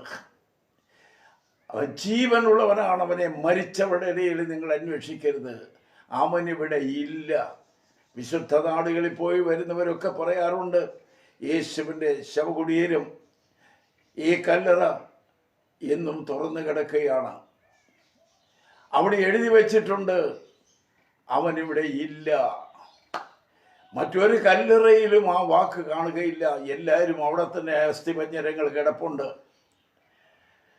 പക്ഷേ യേശുവിൻ്റെ കല്ലറയ്ക്കകത്ത് അവനില്ല, അവൻ ഉയർത്തെഴുന്നേറ്റിരിക്കുന്നു. ഈ വാർത്തയുമായിട്ട് സഹോദരിമാർ വളരെ വേഗത്തിൽ ഓടി ആ 11 ശിഷ്യന്മാരുടെ അടുക്കൽ ഓടിച്ചെന്ന് പറഞ്ഞു, യേശു ഉയർത്തെഴുന്നേറ്റു, അവൻ കല്ലറയിലില്ല, ഞങ്ങൾ പോയി കണ്ടു, അവനവിടെ ഇല്ല എന്ന് പറഞ്ഞപ്പോൾ അവർക്ക് അത്രമാത്രം അവനെ വിശ്വസിക്കാനത്തിൽ ഒരു കഥ പോലെ അവർക്ക് തോന്നി. എങ്കിലും മനസ്സിൻ്റെ വെപ്രാളം തീർക്കാൻ വേണ്ടി ശീമോൻ പത്രോസ് ഓടിച്ചെന്ന് അകത്തേക്ക് നോക്കിയപ്പോൾ പറഞ്ഞത് സത്യമാ, കുറെ തുണിക്കഷണങ്ങൾ കിടപ്പുണ്ട്. അവിടെ ദൂതന്മാരുമില്ല, ആരുമില്ല, തുണിക്കഷണങ്ങൾ കിടപ്പുണ്ട്. അവനത് കണ്ടേച്ച് സ്ഥലം വിട്ടു. മറ്റുള്ളവർ പറഞ്ഞു അവൻ ഉയർത്തെന്നിട്ടോ തട്ടിക്കൊണ്ടുപോയെന്ന് അറിയില്ല, അവൻ ഏതായാലും ഇല്ല അവിടെ. അവനവിടെ ഇല്ല, പോയി. ഞാൻ കുറച്ച് തുണിക്കഷണം കണ്ടേച്ച് പോകുന്നു. എൻ്റെ പ്രിയപ്പെട്ടവരെ, ഇന്നും പലർക്കും യേശുവിനെ കാണണമെന്നുള്ള ആഗ്രഹം വാസ്തവമായിട്ടില്ല. അവൻ്റെ വസ്ത്രം, അവൻ്റെ തലയിൽ കെട്ടിയ വസ്ത്രം, അവനിട്ടിരുന്ന ഉടുപ്പ്, അവൻ്റെ റൂമാല് ഇങ്ങനെയുള്ളതായ തുണിക്കഷണങ്ങളുണ്ടെങ്കിൽ അത് വെച്ച് പൂജിക്കുന്ന അനുഭവമാണ് ഇന്നും ആഗോള വ്യാപകമായിട്ട് നാം കണ്ടുകൊണ്ടിരിക്കുന്നത്. ഞാൻ വെറുതെ വിട്ടിത്തം പറയുകയല്ല. തിരുവസ്ത്രങ്ങളെന്ന് പറഞ്ഞുകൊണ്ട് അരക്കെട്ടും ഉടുപ്പിൻ്റെ മുറിയും അവരുപയോഗിച്ച പലത് പദാർത്ഥങ്ങളും ഒക്കെ കൊണ്ടുവച്ചുകൊണ്ട് അതിനെ പൂജിക്കുന്ന ഒരു ക്രിസ്തീയ പാരമ്പര്യം ഇന്നുമില്ലേ? അയ്യോ കഷ്ടം. അവൻ ഉയർത്തെഴുന്നേറ്റു, അവൻ ഇവിടെയില്ല. നീ അവൻ്റെ തുണിക്കഷണം കണ്ടുകൊണ്ട് പോകുമ്പോൾ യേശുവിനെ കാണാൻ വെമ്പൽ കൊള്ളുന്നതായ ആ സഹോദരിമാര് പുറത്ത് നിൽപ്പുണ്ട്. അവരോടി നടക്കുകയാണ്, വെപ്രാളപ്പെടുകയാണ്. യേശു കല്ലറയിലില്ല, അവൻ പുറത്തു പോയി ഉയർത്തെഴുന്നേറ്റു. അവനെ ഒന്ന് കണ്ടാൽ മതി. ഞങ്ങൾക്ക് തുണിക്കഷണം വേണ്ട, ഞങ്ങൾക്ക് അവനെ വെച്ച പെട്ടിയുടെ പലക വേണ്ട, അവനെ വെച്ച് എടുത്ത മണ്ണൊന്നും എനിക്ക് വാരിക്കൊണ്ട് പോകണ്ട, അവനെ കെട്ടിയ കെട്ടുകളൊന്നും എനിക്ക് വേണ്ട. എനിക്ക് അവനെ തന്നെ കാണണം, എൻ്റെ യേശുവിനെ എനിക്ക് കാണണം, യേശുവിനെ കാണണം. ആ ഓട്ടക്കളത്തിൽ അവിടെ പുറകിൽ ഒരു നിഴല് പോലെ ഒരുവൻ വന്ന് നിൽക്കുന്നു. ഉടനെ ചോദിച്ചു, അവൻ അവിടുത്തെ ഗാർഡൻ നോക്കുന്നവരെ, പൂന്തോട്ടം നോക്കുന്നവരാണെന്ന് വിചാരിച്ച് ഇവിടെ ചോദിച്ചു, നീ ആരാണ്? അവനെ എവിടെ വെച്ചു? എൻ്റെ യേശുവിനെ എവിടെ വെച്ചു? മരിച്ച് 3 നാൾ കഴിഞ്ഞപ്പോഴാണ്. എവിടെ വെച്ചു? അവനെ ഒന്ന് കാണിച്ചതാ, ഞാൻ എടുത്തുകൊണ്ട് പോയിക്കോളാം. ഓ, ബുദ്ധിയോട്ടൊന്ന് ചിന്തിച്ചാൽ ഒരു സ്ത്രീക്ക് ഈ വലിയ മനുഷ്യനെ എടുത്തുകൊണ്ട് പോകാൻ ആരോഗ്യമുണ്ടോ? നിശ്ചയമായിട്ടും ഇല്ലെന്നുള്ളത് സത്യമായി. എന്നാൽ അവിടെ ഹൃദയത്തിൻ്റെ വാഞ്ചയോടെ വെളിപ്പെടുത്തുന്നത്, ഞാൻ എടുത്തുകൊണ്ട് പോയിക്കൊള്ളാം. എൻ്റെ പ്രിയപ്പെട്ടവരെ, ആർക്ക് ചുമക്കാൻ കഴിയാതെ എടുക്കാൻ കഴിയാത്തതിനെ എടുത്തുകൊണ്ട് പോകാൻ തക്കമുള്ള ആത്മാർത്ഥത നമ്മുടെ മനസ്സാക്ഷിയിലുണ്ടെങ്കിൽ അവൻ നിന്റെ നിന്റെ ഉള്ളിൽ അവൻ നിന്റെ മേച്ചാരും, അവൻ നിന്റെ കൂടെ ഉണ്ടാവും. ഉടനെ അവൻ അവിടെ നിന്നുകൊണ്ട് ആ മറവിൽ നിന്നുകൊണ്ട് അവൻ പറഞ്ഞത്, മറിയേ എന്നൊന്ന് വിളിച്ചു. ആ ശബ്ദം സുപരിചിതമാണ്. നാളുകളായി കേട്ടുകൊണ്ടിരിക്കുന്ന ശബ്ദം, മറിയേ എന്നൊരു വിളിയ. തിരിച്ച് ഞെട്ടലോടെ അവൾ റബ്ബൂനി എന്ന് വിളിച്ചു. അവൻ പറഞ്ഞു, എന്നെ തൊടരുത്. കെട്ടിപ്പിടിച്ച് ചുംബനം കൊടുക്കാനായിട്ട് അവൻ്റെ കാൽക്കൽ വീഴാൻ ഓടിച്ചെല്ലുകയാണ്. അവൾ പറഞ്ഞു, എന്നെ തൊടരുത്, ഞാൻ പിതാവിൻ്റെ അടുക്കൽ ഇതുവരെ പോയിട്ടില്ല എന്ന് പറഞ്ഞിട്ട് നീ പോയി ശിഷ്യന്മാരോട് ഞാൻ ഉയർത്തെഴുന്നേറ്റ് വരും പറ. എൻ്റെ പ്രിയപ്പെട്ടവരെ, അവൾ നിലം തൊടാതെ ഓടിയെന്ന് ഞാൻ പറയുന്നു. അവൾ ഓടിച്ചെന്നു ശിഷ്യന്മാരോട് പറഞ്ഞു, അവൻ ഉയർത്തെഴുന്നേറ്റിരിക്കുന്നു. ഈ വാർത്ത ആദ്യം ഡിക്ലെയർ ചെയ്ത് ഈ സഹോദരിമാരാണെന്നുള്ള കാര്യം മറക്കരുത്. പക്ഷേ അത് പറഞ്ഞു. പിന്നത്തേലവന് അത് മന്ത്രിച്ചും സംസാരിച്ചും വിമർശിച്ചും കൊണ്ടവരെല്ലാം ഇരിക്കുമ്പോൾ അവരുടെ നടുവിൽ നിന്നുകൊണ്ട് നിങ്ങൾക്ക് സമാധാനമെന്ന് പറഞ്ഞ് യേശു കർത്താവിൻ്റെ നടുവിൽ ചെന്ന വാർത്തയാണ്. ആ കർത്താവിൻ്റെ പ്രസൻസ്, അവൻ്റെ വരവിൽ നിന്ന് അവരുടെ ഇടയിൽ നിന്ന് 2 പുരുഷന്മാർ, നിങ്ങൾ തിരുവനന്തപുരത്തിൽ കാണുന്ന 13-ാമൊക്കെ ആദ്യം കാണുന്നത്, അന്ന് തന്നെ അവരിൽ 2 പേർ യെരുശലേമിൽ നിന്ന് 7 നാഴിക ദൂരമുള്ള എമ്മൗസ് എന്ന ഗ്രാമത്തിലേക്ക് പോകുകയിൽ ഈ സംഭവിച്ചതിനെക്കുറിച്ച് ഒക്കെയും തമ്മിൽ സംസാരിച്ചു കൊണ്ടിരുന്നു. സംസാരിച്ചും തർക്കിച്ചും കൊണ്ടിരിക്കുമ്പോൾ യേശു താനും അടുത്ത് ചെന്ന് അവരോട് ചേർന്ന് നടന്നു. ഒരു സംഭവമാണത്. ഇതെല്ലാം സംസാരിച്ചുകൊണ്ടിരിക്കുന്നതിനിടയിൽ നിന്ന് 2 ദൈവാസന്മാർ കളയപ്പോഴാണ് എഴുന്നേറ്റ് അവരവരുടെ നാട്ടിലേക്ക് നടക്കുന്നു പോവുകയാണ്. മനസ്സ് വിഷമിച്ചാണ്, മുഖം വാടിയിരിക്കുകയാണ്. ഇതിനെക്കുറിച്ചുള്ള അവനെ ഉയർത്തിരുന്ന് പറഞ്ഞൊക്കെ അവർക്ക് വലിയ മിറക്കിളാണ്, വലിയ അത്ഭുതമാണത്. അവർക്ക് കൊണ്ട് ഏറ്റെടുക്കാൻ കഴിയാത്തവണ്ണം അത്രമാത്രം വലിയ കാര്യമാണ് നടന്നത്. അവരിതിനെക്കുറിച്ച് വിമർശിച്ചുകൊണ്ട് സംസാരിച്ചുകൊണ്ട് ദുഃഖം മാത്രം രേഖപ്പെടുത്തിക്കൊണ്ട് കടന്നു പോകുമ്പോൾ അവരോട് ചേർന്ന് യേശു കർത്താവ് നടന്നു. ഉയർത്തെഴുന്നേറ്റ് യേശു കൂടെ നടന്നു. ഞാൻ ഒരു സത്യം കൂടെ ഇതിനിടയിൽ ഓർപ്പിച്ചു വിടുകയാണ്. നിന്റെ കൂട്ടുകാരൻ ആര്? നീ കൂട്ടുകാരനോട് സംസാരിക്കുന്ന വിഷയം എന്താണ്? നീ രാഷ്ട്രീയത്തിനകത്ത് തിമിർത്ത് കിടന്ന് കളിക്കും. ആ കാൻഡിഡേറ്റ്, ഈ കാൻഡിഡേറ്റ്, ആ പാർട്ടിക്ക്, ഈ പാർട്ടിക്കെന്ന് പറഞ്ഞ് നീ ബഹളം ഉണ്ടാക്കും. നീ അവസാനം ചിലപ്പോൾ ദുഃഖിക്കേണ്ടി വരും. ചിലപ്പോൾ സന്തോഷത്തിൻ്റെതായ ബഹളമൊക്കെ ഉണ്ടാക്കിയെന്നിരിക്കും, പടക്കം പൊട്ടിച്ചെന്നൊക്കെ ഇരിക്കും. പക്ഷേ പ്രതീക്ഷിക്കാത്ത സമയത്ത് ഒരു അന്ത്യം കുറിക്കുന്ന സമയവും വന്നേക്കാം. ഇതെല്ലാം സംഭവിച്ചുകൊണ്ടിരിക്കുമെങ്കിലും നീ സംസാരിക്കുന്ന വിഷയം ഇടയ്ക്ക് ചിലരെങ്കിലും കാണുമല്ലോ. ക്രൂശിക്കപ്പെട്ട യേശുവിനെ കുറിച്ചും അവൻ്റെ രക്ഷയെക്കുറിച്ചും അവൻ കൊടുക്കുന്ന വിടുതലിനെ കുറിച്ചും അവൻ്റെ നീതീകരണത്തെ കുറിച്ചും അവൻ നിത്യതയ്ക്ക് വേണ്ടി നമ്മൾ ഒരുക്കുന്ന വിഷയവും ആത്മാർത്ഥമായി അറിവില്ലാതെ വണ്ണം, പരിചയമില്ലാതെ വണ്ണം, ഉള്ളതുപോലെ ഗ്രഹിക്കാൻ കഴിയാതെ വണ്ണം ഒരു പക്ഷേ നീ കൂട്ടുകാരോട് സംസാരിച്ചുകൊണ്ട് കടന്നു പോകുമ്പോൾ നിനക്കറിവില്ലാത്ത കാര്യം ബോധ്യം വരുത്തുവാൻ യേശു നിന്റെ കൂടെ ഇന്നും ഉണ്ടെന്നുള്ളത് മറക്കണ്ട. അന്നുകൊണ്ട് അവസാനിച്ചില്ല. ശിഷ്യന്മാരുടെ ആ സഹോദരന്മാരുടെ കൂടെ നടന്ന് അവൻ യേശു കൂടെ നടന്നുവെങ്കിൽ അവൻ ഇന്നും ഉയർത്തെഴുന്നേറ്റവനാണെങ്കിൽ, അവൻ ഉയർത്തെഴുന്നേറ്റുവെങ്കിൽ, അവൻ നമ്മുടെ നടുവിൽ വരുമെന്ന് പറഞ്ഞെങ്കിൽ, നീ അവനെക്കുറിച്ച് സംശയം തീർക്കാൻ സംസാരിച്ചുകൊണ്ടിരിക്കുമ്പോൾ സംശയങ്ങൾ തീർക്കുന്നവൻ യേശു കർത്താവാണ്. ഞാൻ ഇന്നെന്ന പോലെ ഓർക്കുന്നൊരു സംഭവമുണ്ട്. വെളിപ്പാട് പുസ്തകത്തിലെ ഒരു ഭാഗം ഞാൻ വായിച്ചിട്ടും എനിക്ക് എൻ്റെ തലയിൽ കയറുന്നില്ല. ഞാനത് പലരുടെയും പ്രസംഗം ശ്രദ്ധിച്ചിട്ടും എൻ്റെ ഹൃദയത്തിലേക്ക് അത് കയറുന്നില്ല. ബൈബിൾ സ്കോളേഴ്സായ പല പണ്ഡിതന്മാരുമായിട്ട് ഞാൻ ഇതിനെക്കുറിച്ച് ഡിസ്കസ് ചെയ്തു. അവർ വളരെ വ്യക്തമായിട്ട് വ്യാഖ്യാനിച്ചെന്നോട് പറഞ്ഞു തരുന്നുണ്ട്. പക്ഷേ എൻ്റെ ഹൃദയത്തിൽ അങ്ങോട്ട് പതിയുന്നില്ല, അങ്ങോട്ട് ഏറ്റെടുക്കാൻ ഒക്കുന്നില്ല.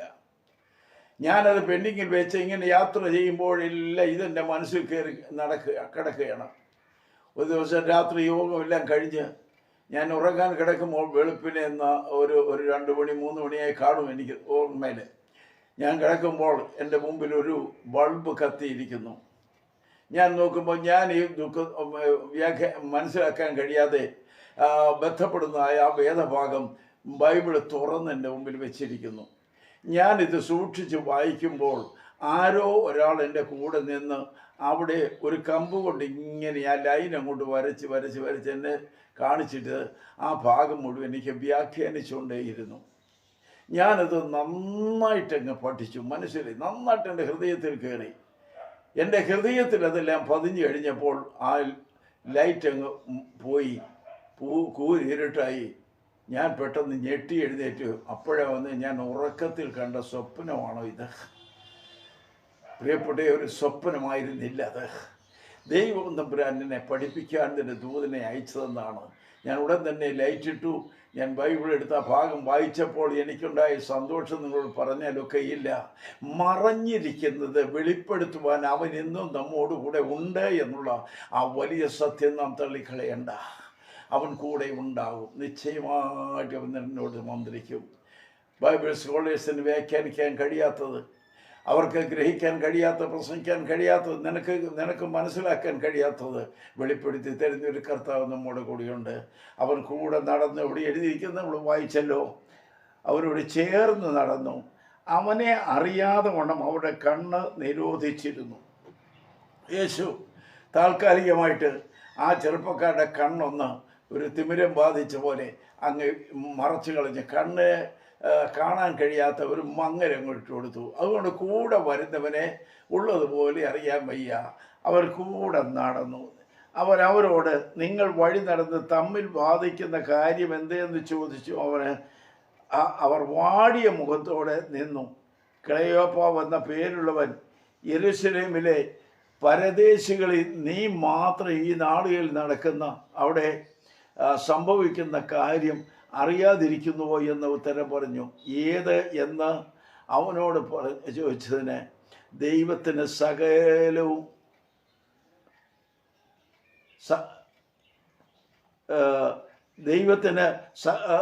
ദൈവത്തിനും സകലത്തിനും മുമ്പാകെ പ്രവൃത്തിയിലും വാക്കിലും ശക്തിയുള്ള പ്രവാചകനായിരുന്ന നസ്രയനായ യേശുവിനെ കുറിച്ചുള്ളത് തന്നെ.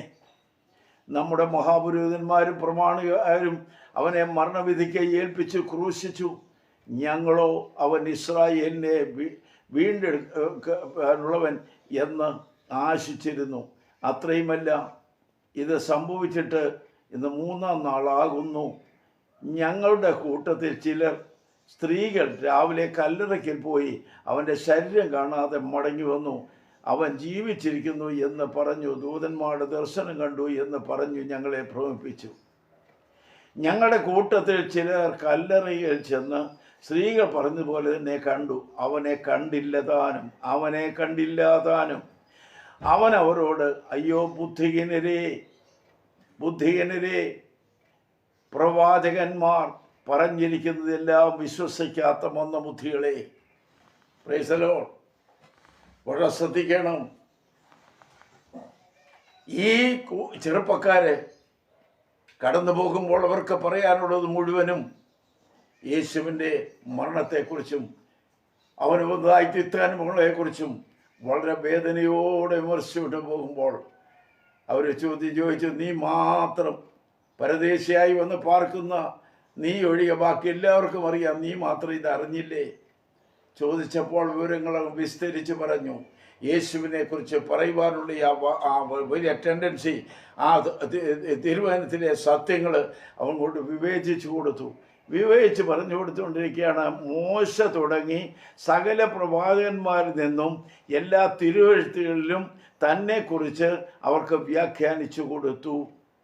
ക്രിസ്തു എങ്ങനെ കഷ്ടമനുഭവിച്ചിട്ട് മഹത്വത്തിൽ അടയ്ക്കപ്പെട്ടതല്ലയോ എന്ന് പറഞ്ഞ് യേശു മോശ തുടങ്ങി സകല പ്രവാചകന്മാരെക്കുറിച്ചും ഈ കൂടെ നടന്ന യേശു വ്യാഖ്യാനിച്ചു കൊടുക്കുകയാണ്.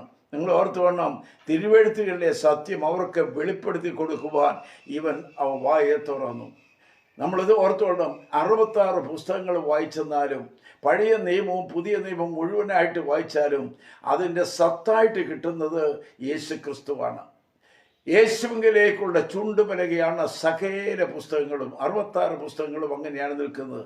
അതിനെക്കുറിച്ച് വേണ്ട ഗ്രാഹ്യമില്ലാത്തവരുണ്ട്, അല്പമായ ഗ്രാഹ്യം ഉള്ളവരുണ്ട്. അതെല്ലാം ഉള്ളപ്പോൾ തന്നെ യേശു കർത്താവ് ഇവരുടെ മോശ മുഖാന്തരം ന്യായപ്രമാണം ഒക്കെ പഴയ നിയമത്തിലെ ഇവനെക്കുറിച്ച് പറഞ്ഞിരിക്കുന്ന വ്യക്തമായ വാക്കുകൾ എല്ലാം ഈ കൂടെ നടക്കുന്നവർക്ക് വ്യാഖ്യാനിച്ചു കൊടുത്തുകൊണ്ടേയിരുന്നു. അങ്ങനെ വ്യാഖ്യാനിച്ചു കൊണ്ടിരിക്കുമ്പോൾ അവർ അതിൻ്റെ 31-ാം വാക്യത്തിൽ നിങ്ങൾ വായിക്കുമ്പോൾ, അവർ പോകുന്ന ഗ്രാമത്തോടടുത്തപ്പോൾ അവൻ മുൻപോട്ട് പോകാൻ പാവം കാണിച്ചു. അവരോ ഞങ്ങളോടുകൂടെ പാർക്കാം, നേരം വൈകി അസ്തമിപ്പാറായല്ലോ എന്ന് പറഞ്ഞു. അവനെ നിർബന്ധിച്ചു. അവൻ അവരോടുകൂടെ പാർപ്പാൻ ചെന്നു. അവരുമായി ഭക്ഷണത്തിനിരിക്കുമ്പോൾ അവൻ അപ്പം എടുത്ത് അനുഗ്രഹിച്ച് നുറുക്കി അവർക്ക് കൊടുത്തു. ഉടനെ അവരുടെ കണ്ണ് തുറന്നു, അവർ അവനെ അറിഞ്ഞു. അവൻ അവർക്ക് അപ്രത്യക്ഷനായി. നോക്കണം, ഇവർ സംസാരിച്ചുകൊണ്ട് ദൈവത്തിൻ്റെ വചനം വ്യാഖ്യാനിച്ചുകൊണ്ട് പഴയ നിയമങ്ങളും പ്രവചന ഭാഗങ്ങളെല്ലാം വ്യാഖ്യാനിച്ച് മനസ്സിലാക്കിക്കൊണ്ട് കടന്നു പോകുമ്പോൾ അവരുടെ വീടിനോട് അടുത്ത സമയത്ത് വന്ന ഉടനെ ഈ കൂടെ കയറിയതായ ആ ചെറുപ്പക്കാരൻ മുന്നോട്ട് പോകാൻ അങ്ങ് ഭാവിച്ച ഉടനെ തന്നെ ഇവർ പറഞ്ഞു, അയ്യോ നേരം വൈകിയല്ലോ. ഇപ്പോൾ കാര്യം ഓർത്തോണം, പകലാണ് ഈ സംഭവം നടക്കുന്നത്, നല്ല പകലാണ് നടക്കുന്നത്. അങ്ങനെ നടന്നു പോകുമ്പോൾ പറയുന്നു, നേരം വൈകിയല്ലോ, ഇനി നീ മുന്നോട്ട് പോയാൽ ഇരുട്ടിൽ കൂടിയാണ്, ആരും കൂടെ ഇല്ലല്ലോ, ദയവായിട്ട് ഞങ്ങളോടുകൂടെ പാർക്കണം, പോകണ്ട, ഇന്നൊരു ദിവസം ഞങ്ങളുടെ കൂടെ പാർക്കണം. അവിടെ നിർബന്ധത്തിന് വഴങ്ങി അവൻ അവരോടുകൂടി അവിടെ വീട്ടിൽ പാർക്കുവാൻ ചെന്നു. പ്രിയപ്പെട്ടവരെ, നാം എത്രമാത്രം നിർബന്ധിക്കുന്നുവോ അതിനൊത്തവണ്ണമാണ് അവൻ നമ്മുടെ വീടുകളിൽ പാർക്കുന്നത്. നാം അവനെ നമ്മുടെ വീട്ടിൽ പാർപ്പിക്കുവാൻ ആഗ്രഹമുണ്ടെങ്കിൽ അവൻ നിശ്ചയമായിട്ടും നിന്റെ ആഗ്രഹം സാധ്യമാക്കി തരും. നിന്റെ വീട്ടിൽ മദ്യക്കുപ്പികൾ കയറ്റാതെ, നിന്റെ വീട്ടിനകത്ത് മന്ത്രവാദികളെ കയറ്റാതെ, നിന്റെ വീട്ടിനകത്ത് രാഷ്ട്രീയത്തെ കൊഴിപ്പിച്ചുകൊണ്ട് നടക്കാതെ, നിന്റെ വീട്ടിനകത്ത് ദൈവികമല്ലാത്ത സംഭാഷണങ്ങൾ മാറ്റിവെച്ചിട്ട് യേശു കർത്താവിന് വസിക്കാൻ തക്കവണ്ണം അവനോട് പറ, കർത്താവേ നീ എൻ്റെ വീട്ടിൽ വസിക്കണമേ, നീ എന്നോടുകൂടെ പാർക്കണമേ, നീ എന്നോടുകൂടെ വരണമേ, നീ ആത്മാർത്ഥമായിട്ടാണ് പറയുന്നത് എങ്കിൽ ശിമോൻ വരും. ഇതുവരെ ഈ ശിഷ്യന്മാർക്ക്, ഈ ചെറുപ്പക്കാർക്ക് അവരെ മനസ്സിലാക്കിയിട്ടില്ല. കാരണം എന്ത് നമ്മൾ വായിച്ച ഭാഗത്തുണ്ട്, അവരുടെ കണ്ണ് നിരോധിച്ചിരുന്നു, അവരുടെ കണ്ണ് നിരോധിച്ചു. ഈ കൂടെ വന്നവൻ തൽക്കാലം ആരാണെന്ന് അറിയണ്ട, തിരുവചനങ്ങൾ വ്യാഖ്യാനിച്ചു കൊടുക്കുന്നവരെ അവൻ അറിയണ്ട. അവരെത്തറ്റം പോകുമെന്ന് അവൻ നിരീക്ഷിക്കുകയാണ്. അവരുടെ ചിന്തകളും വിചാരങ്ങളും വാക്കുകളും മുഴുവനും യേശുവിനെക്കുറിച്ച് മാത്രമായി, അവൻ്റെ തിക്താനുഭവങ്ങളെക്കുറിച്ച് മാത്രമായി. വീടോടടുത്തപ്പോൾ അവർ നിർബന്ധിച്ചു, ഇന്ന് പോകല്ലേ, പോകല്ലേ, ഞങ്ങളുടെ കൂടെ പാർക്കണമേ. ഈ ചെറുപ്പക്കാരൻ അവരുടെ കൂടെ പാർത്തു. അത്താഴത്തിന് ഇരുന്നു. അത്താഴം കൊടുത്തപ്പോൾ അവര് അപ്പം എടുത്ത് പ്രാർത്ഥിച്ച് അവർക്ക് കൊടുത്തു. അപ്പം തിന്നപ്പോൾ അവരുടെ കണ്ണ് തുറന്നു എന്ന് 31-ാം വാക്യത്തിൽ എഴുതിയിരിക്കുന്നു. ഈ അപ്പം തിന്നപ്പോൾ അവൻ്റെ കണ്ണ് തുറന്നു. Price the Lord. എൻ്റെ പ്രിയപ്പെട്ടവരെ, ഒരു സത്യം കൂടി ഞാൻ പറയുകയാണ്. വേദപുസ്തകം വീട്ടിലുണ്ടെങ്കിലും കയ്യിൽ കൊണ്ടു നടന്നാലും പൊടി തട്ടാതെ എൻ്റെ തുറക്കാൻ പോലും ഇല്ലാതെ അലമാരിൽ വെച്ച് ഷോക്കോസിൽ വെച്ചാലും ഏതെല്ലാം ബഹളങ്ങളും ഒച്ചപ്പാടുകളും കയ്യടിയും ഉണ്ടെങ്കിലും അതിനകത്തുള്ളതായ പുസ്തകത്തിനുള്ള അന്തസ്സത്തെ എന്താണെന്ന്, ഉപദേശം എന്താണെന്ന് അറിയുവാൻ തക്കവണ്ണം വാസ്തവമായിട്ട് കണ്ണ് തുറക്കുന്നില്ല എങ്കിൽ അതൊരു വലിയ നഷ്ടമാണ്, വലിയൊരു നഷ്ടമാണ്. പലരുടെയും കണ്ണ് തുറക്കുന്നില്ല. അതുകൊണ്ടാണ് കൊരിന്ത്യർ ലേഖനം പഠിപ്പിക്കുന്നത്, 2 കൊരിന്ത്യർ എഴുതിയിരിക്കുന്നു, ദൈവപ്രതിമയായ ക്രിസ്തുവിൻ്റെ തേജസ്സുള്ള സുവിശേഷം പ്രകാശിക്കാതിരിക്കാൻ ഈ ലോകത്തിൻ്റെ ദൈവം അവിശ്വാസികളുടെ കണ്ണുകളെ, ഹൃദയത്തെ കുരുടാക്കി വെച്ചിരിക്കുന്നു.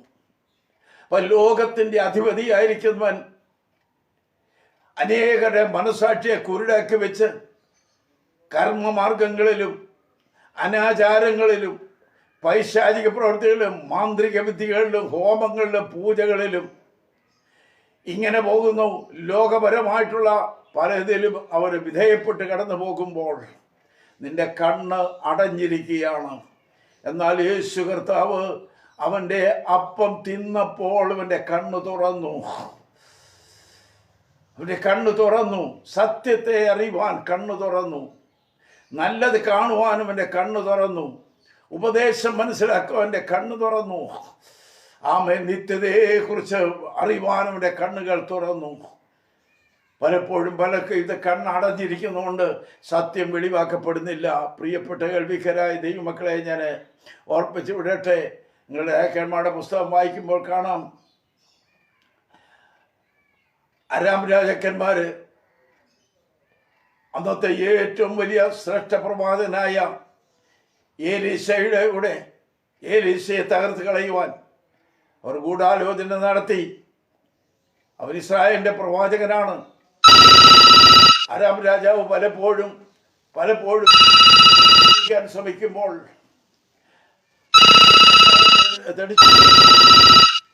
എന്താ നടക്കുന്നറിയാമോ?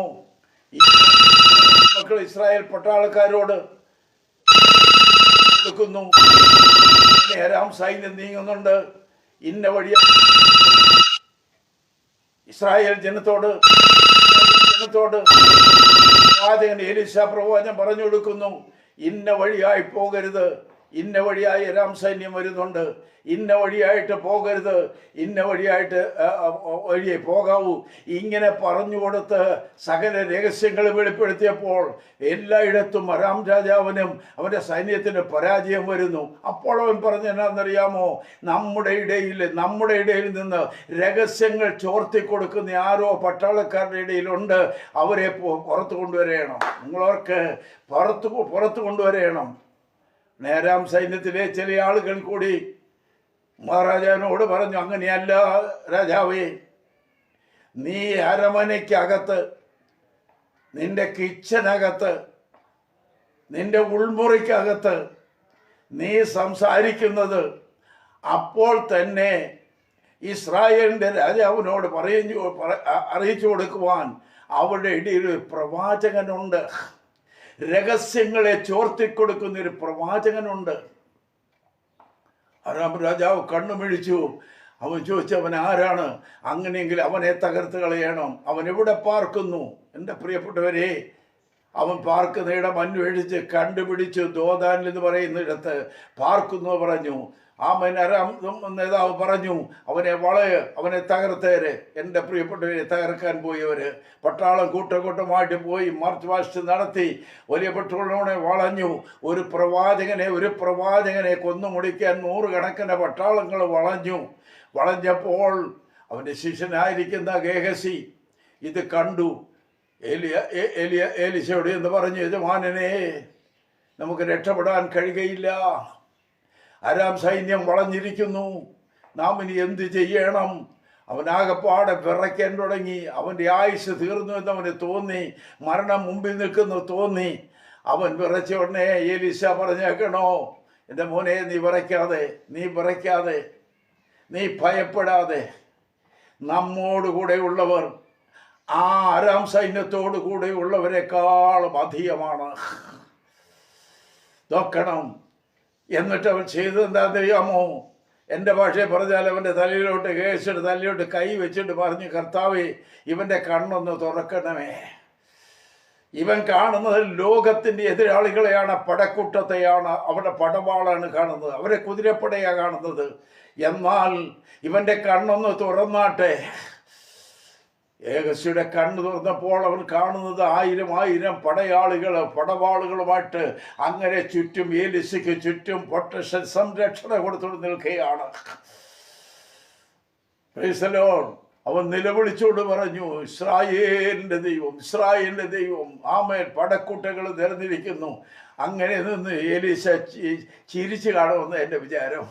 ഓർത്തുകൊള്ളണം, ഏത് ശക്തി കേന്ദ്രങ്ങൾ ഒരു ദൈവപൈതലിനെ തകർക്കാൻ വേണ്ടി മനഃപൂർവ്വം പദ്ധതിയിട്ടെന്നാലും നീ സ്തോത്രം പറഞ്ഞാൽ മതി, നിനക്ക് ചുറ്റും സ്വർഗീയ സൈന്യങ്ങൾ ഉണ്ടാകും. നിശ്ചയമായിട്ടും അനേക കട്ടമ്പകളിൽ കൂടി എന്നെ കടത്തിവിട്ട സമയങ്ങൾ ഞാൻ ഓർമ്മിപ്പിക്കാൻ ആഗ്രഹിക്കുന്നില്ല. കുലക്കത്തി എൻ്റെ നെഞ്ചിന് നേരെ വന്നിട്ടുണ്ട്. മുട്ടാളന്മാരെന്നെ വളഞ്ഞിട്ടുണ്ട്. എന്നെ കുത്തിക്കൊല്ലാൻ വേണ്ടി എൻ്റെ യോഗസ്ഥലത്തേക്ക് പാഞ്ഞു കയറി വന്ന സമയങ്ങളുണ്ട്. Price the Lord. അനേക സംഭവങ്ങൾ ഉണ്ടായിട്ടുണ്ട് ഈ ജീവിതയാത്രയിൽ. ഒരിടത്തും നിങ്ങളോട് സംസാരിക്കുന്ന ഈ സമയം വരെയും എനിക്ക് വിടുതലും സംരക്ഷയും തന്ന ഒരു നിത്യനായ കാവൽക്കാരൻ എനിക്കുണ്ട്. എൻ്റെ യേശു കർത്താവ് തൻ്റെ സൈന്യത്തെ അയച്ച് കാവൽ ചെയ്യുന്നു. ഞാൻ മടങ്ങി വരികയാണ് എൻ്റെ പ്രിയപ്പെട്ടവരെ. അവിടെ കണ്ണു തുറന്നു എന്ന് നമ്മൾ വായിക്കുന്നു. കണ്ണു തുറന്നു. ഏകസി സ്വർഗീയ സൈന്യത്തെ കണ്ടു. കണ്ണു തുറന്നെങ്കിൽ മാത്രമേ ചിലത് കാണാൻ പറ്റുകയുള്ളൂ. സ്വർഗീയമായതിനെ കാണാൻ കഴിയാതെ വണ്ണം നിന്റെ കണ്ണുകൾ അടഞ്ഞിരിക്കുന്നു. വചനത്തിൻ്റെ സത്യമറിയാൻ കഴിയാതെ വണ്ണം നിന്റെ കണ്ണ് അടഞ്ഞിരിക്കുന്നു.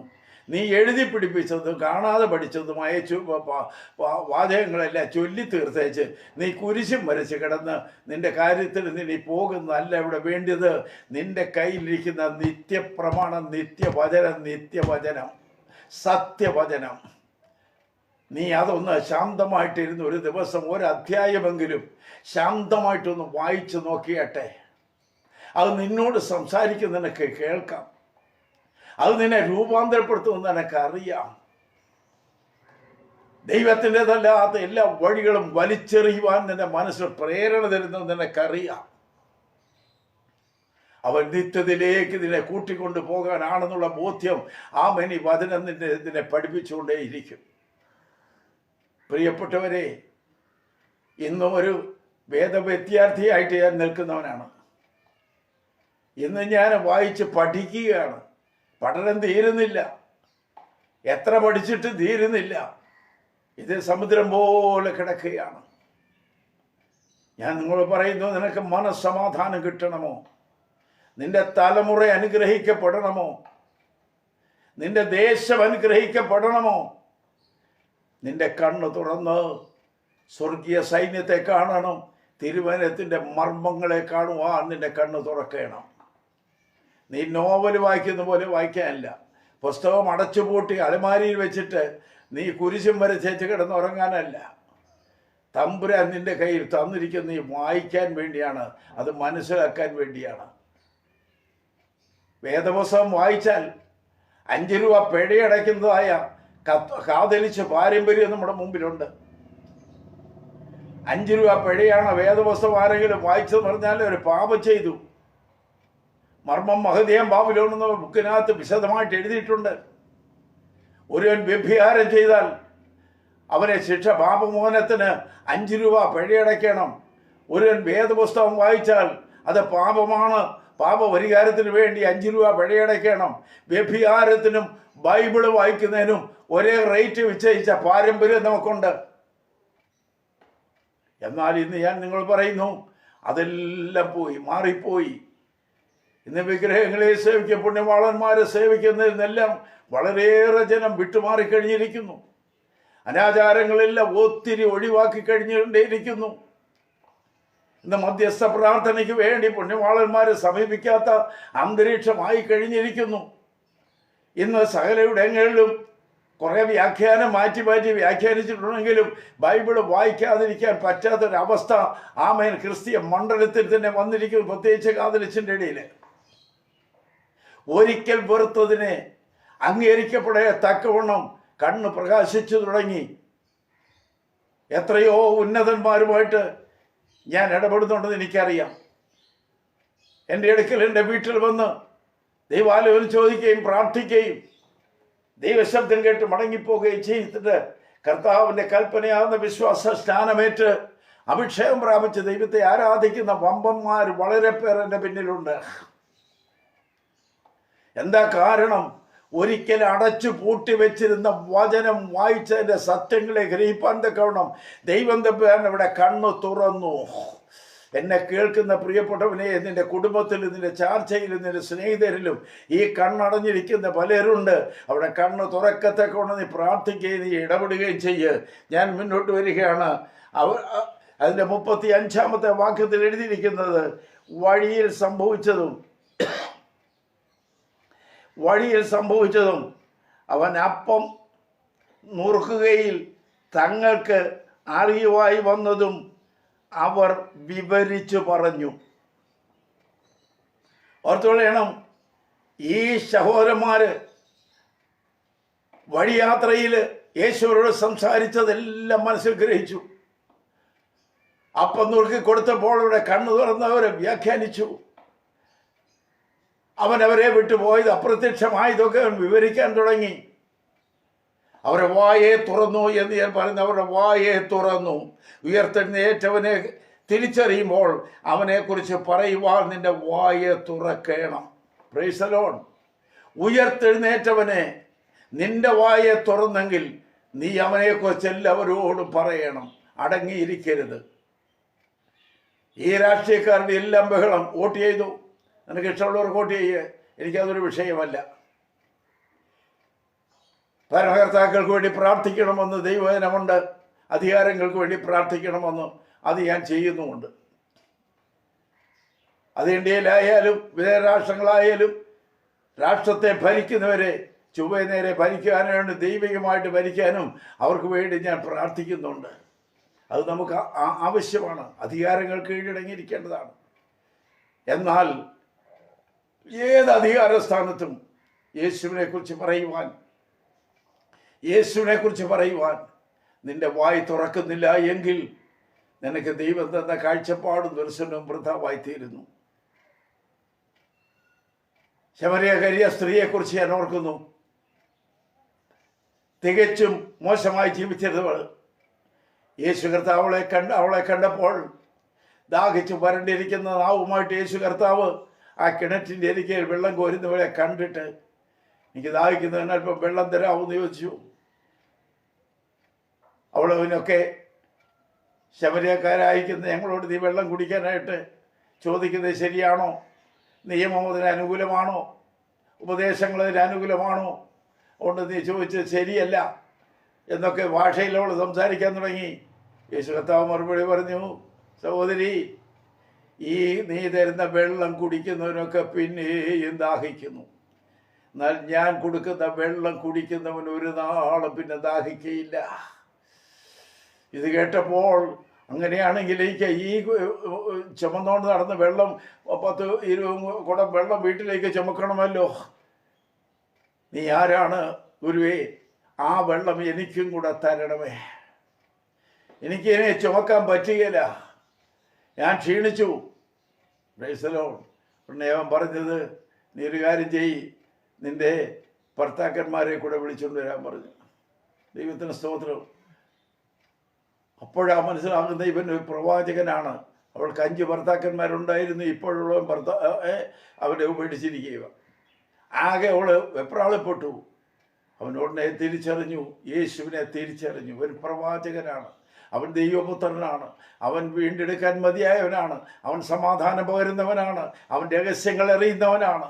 ഓർത്തുകൊള്ളണം, ആ രഹസ്യങ്ങളെ പ്രഖ്യാപിച്ചവള് ഓടിച്ചെന്നിട്ട് തെരുവിൽ ചെന്നിട്ട് പട്ടണത്തിൽ ചെന്ന സകല പുള്ളികളോടും ആമേൻ, ഇങ്ങനെ ഒരു പ്രവാചകം വന്നിട്ടുണ്ടെന്നെ നാട്ടിൽ നിന്ന് ഓടിക്കണമെന്നല്ല പറഞ്ഞത്, നാട്ടിൽ നിന്ന് ഓടിക്കണമെന്ന്. ഗദരദേശത്തെ ഭൂതങ്ങളെ പോലെ പന്നിയുടെ കൂടെ വിട്ടപ്പോൾ അതിൻ്റെ ഉടമസ്ഥന്മാർ നാട്ടുകാർ വിളകി. ആമേൻ, ഒരു ശുദ്ധീകരണം നടത്തിയവനെ, ജനത്തിൻ്റെ ഭയം മാറ്റിയവനെ, വീട്ടിൽ കിടന്ന് ശാന്തമായിട്ട് ഉറങ്ങാൻ സാഹചര്യം ഉണ്ടാക്കിയവനെ, വഴിയിലിറങ്ങി നടക്കാനായിട്ട് യാതൊരു പേടിയുമില്ലാതെ നടക്കാൻ കഴിയുന്ന അവസരമുണ്ടാക്കിയവനെ, ഇവരെല്ലാം കൂടി പറഞ്ഞത് ഞങ്ങൾ നാട് വിട്ടു പോകണമെന്നാണ്. എവിടെയെങ്കിലും ദൈവത്തിൻ്റെ പ്രവർത്തനം ശക്തമായി വ്യാപരിക്കുന്നുണ്ടെങ്കിൽ നാട് വിട്ടു പോയിക്കൊള്ളാൻ പറയുന്നവരാണ് പൊതുജനം. ഞാൻ ഉറച്ച സ്വരത്തിൽ പറയുന്നു, ഞങ്ങൾ നാട് വിട്ടു പോകാൻ തന്നെയാണ് ഒരുങ്ങിയിരിക്കുന്നത്. അതെ, ഈ നാട് വിട്ടു പോകാൻ തന്നെ ഞങ്ങൾ ഒരുങ്ങിയിരിക്കുകയാണ്. ഈ നാട് ഞങ്ങളുടേതല്ല. തൽക്കാലം ദൈവം തന്നിരിക്കുന്ന ആയുസ് എത്രയോ അതുവരെ ഞങ്ങൾക്ക് ജീവിക്കാൻ വേണ്ടി ദൈവം തന്ന പാർപ്പിടങ്ങളോ, ഞങ്ങൾക്ക് ഭക്ഷണം കഴിക്കാൻ വേണ്ടി പുരയിടങ്ങളോ ബിസിനസ്സോ ഒക്കെ ഉണ്ടെങ്കിലും അതെല്ലാം ഞങ്ങൾ മനുഷ്യരെ പോലെ ചെയ്യുന്നു. എന്നാൽ ഞങ്ങൾ ഇതിനകത്ത് ആഗ്രഹം വെച്ചിട്ടില്ല, അതിനകത്ത് മാത്രം ഞങ്ങൾ ആശ്രയിക്കുന്നവരല്ല. Price the Lord. ഞങ്ങൾക്ക് ആശ്രയം വയ്ക്കുവാനൊരിടമുണ്ട്. അതുകൊണ്ട് എൻ്റെ പ്രിയപ്പെട്ടവർ വിഷമിക്കേണ്ട, ഞങ്ങൾ വിട്ടുപോയിക്കൊള്ളാം. ഈ വചനം പറയുന്ന, യേശുവിനെ ഉയർത്തുന്ന, യേശുവിനെ പ്രസംഗിക്കുന്ന, യേശുവിൻ്റെ രക്തം കൊണ്ട് കഴുകൽ പ്രാപിച്ച, വിശുദ്ധീകരണം പ്രാപിച്ച പാവങ്ങളായി ഞങ്ങൾക്ക് ഈ ദേശം വേണ്ട, ഈ രാഷ്ട്രം ഞങ്ങൾക്ക് വേണ്ട, ഈ അനീതിയുടെ നാട് വേണ്ട, ഈ വഞ്ചകരുടെ നാട് വേണ്ട, ഈ പാപത്തിൻ്റെ നാട് ഞങ്ങൾക്ക് വേണ്ട. ഞങ്ങൾക്ക് വേണ്ടി ഒരുക്കപ്പെട്ടിരിക്കുന്ന ഒരു നിത്യഭവനമുണ്ട്. വിശുദ്ധന്മാർ ഒന്നിച്ച് പാർത്തുകൊണ്ട് ദൈവത്തെ ആരാധിക്കുന്ന ആ നിത്യഭവനം, നിത്യരാജ്യം, ഞങ്ങൾക്കത് മതി. അതിനുവേണ്ടി ഞങ്ങളുടെ വായി തുറക്കാൻ കഴിയുന്ന ആളോളം ഞങ്ങൾ ഉറക്കെ സംസാരിക്കും. ആരോട് സംസാരിക്കും? എൻ്റെ പ്രിയപ്പെട്ടവരെ, അത് സംസാരിക്കണമെങ്കിൽ ശമരിയ സ്ത്രീയെ പോലെ വായ തുറക്കണം. വായ തുറക്കാൻ മാത്രമല്ല, അതിൻ്റെ 45-ാമത്തെ വാക്യത്തിൽ ഇങ്ങനെ എഴുതി വച്ചിരിക്കുന്നു, തിരുവെഴുത്തുകളെ തിരിച്ചറിയേണ്ടതിന് അവരുടെ ബുദ്ധിയെ തുറന്നു. Price the Lord, price the Lord. ഈ ശിഷ്യന്മാരായി ഈ ചെറുപ്പക്കാരുടെ കൂടെ യേശു കർത്താവ് അല്പദൂരം 7 മൈൽ ദൂരം നടന്നു. ആ 7 മൈൽ ദൂരം നടന്നപ്പോൾ അവൻ്റെ ഓരോ വാക്കുകളും ഹൃദയത്തെ കത്തിച്ചുകൊണ്ടേയിരുന്നു. അവർക്ക് വലിയ ജ്വലനമുണ്ടായി. അവർ അതിനെ ചിന്തിക്കാൻ തുടങ്ങി. അവിടെ അത്ഭുതങ്ങൾ നടന്നു. അപ്പം വാഴ്ത്തി നുറുക്കി കൊടുത്തവനെ കാണുന്നില്ല, അപ്രത്യക്ഷരായി. അപ്പോഴവർ ഞെട്ടുന്നത്, അവനല്ലേ നമ്മോടുകൂടെ നടന്ന യേശു, നമ്മോടുകൂടെ നടന്നവൻ യേശുവല്ലേ, ഉയർത്തെഴുന്നേറ്റ ആ യേശുവല്ലേ കൂടെ നടന്നത്. എൻ്റെ പ്രിയപ്പെട്ടവനെ, വിഷമിക്കുന്ന സമയത്ത് നിന്റെ കൂടെ നടന്ന് നിന്നെ തിരുത്തിയെടുത്ത് നിന്നെ യഥാസ്ഥാനത്താക്കുന്ന ഒരുവൻ നിന്റെ കൂടെ നടക്കുന്നുണ്ട്. അവന് ഇവിടെ എഴുതിയിരിക്കുന്നത് അവൻ്റെ ബുദ്ധിയെ തുറന്നു എന്ന. Price the Lord. ബുദ്ധി അടച്ചു വെച്ചിരിക്കുക. വല്ലതും പറയാറുണ്ട്, ഞങ്ങൾ നരകത്തിലേക്ക് ടിക്കറ്റ് എടുത്തിരിക്കുക. എൻ്റെ പൊന്നെ, ഞങ്ങൾ പറയുന്നില്ല. തീച്ചൂളയാണെന്ന് വേണേ നേരത്തെ പറഞ്ഞേക്കാം. പുഴു കെടാത്ത തീയുമുള്ളതായ ഇടമാണെന്ന് പറഞ്ഞേക്കാം. അവിടെ നിനക്ക് ഇഷ്ടമാണെങ്കിൽ അങ്ങോട്ട് പൊക്കൂ. അല്ല, നിത്യതയുടെ തേജസ്സിൽ രാവും പകലുമില്ലാതെ ആ തേജോമനായ കർത്താവിനോടുകൂടി നിത്യാനന്ദം അനുഭവിച്ചുകൊണ്ട് നിത്യനായ രാജാവിൻ്റെ കൂടെ കഴിയുവാനാണ് നിനക്ക് താല്പര്യമെങ്കിൽ നിന്റെ ബുദ്ധി ഒന്ന് തുറന്നു വരട്ടെ.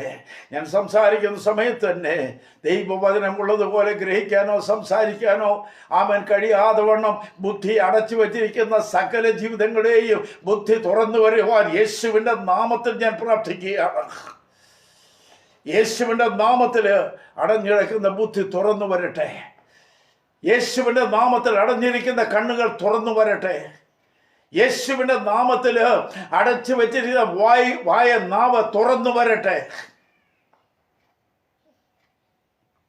യേശുവിനെ കുറിച്ച് പറയുവാൻ നിന്റെ അധരം ചലിക്കട്ടെ.